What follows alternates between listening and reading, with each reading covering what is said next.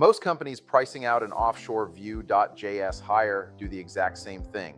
They find a rate, multiply it by hours, call it a budget, then the first invoice lands, and the number's 35% higher than they planned for. Most companies pricing out an offshore Vue.js hire do the exact same thing. They find a rate, multiply it by hours, call it a budget, then the first invoice lands, and the number's 35% higher than they planned for. Here's the gap. Offshore Vue.js developers run $18 to $65 an hour in 2026. A US contractor, $85 to $140. So the savings are real, 40 to 60% versus a US equivalent. But the rate you see is not the rate you pay. And that's where most budgets break. First, location changes everything. India and Southeast Asia sit at the low end, $18 to $40 an hour. Eastern Europe runs $30 to $55. Latin America, $35 to $60. That's not random.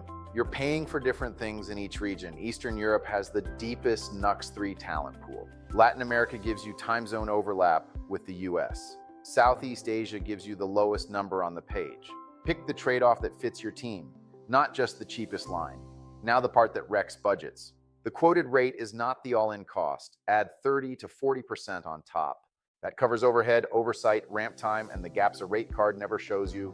A Southeast Asia developer quoted at $30 lands closer to $38 to $42 all in.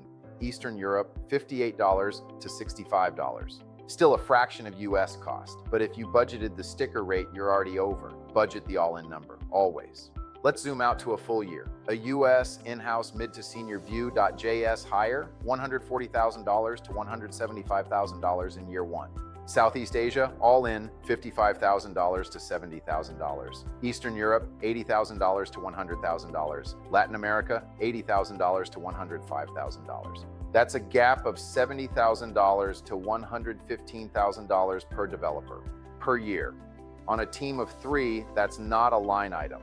That's a hire or a quarter of runway. Quick answers to what people actually ask. How fast can you get someone placed? 2 to 4 weeks for a qualified mid to senior developer through a structured partner. What separates a $22 developer from a $48 one, depth in Vue 3, TypeScript fluency, and whether they can work independently or need you watching every commit? Does the time zone gap kill productivity? Not if you design for it. Async first processes and clear documentation close most of the gap. So here's the real takeaway. Offshore Vue.js isn't about finding the lowest rate.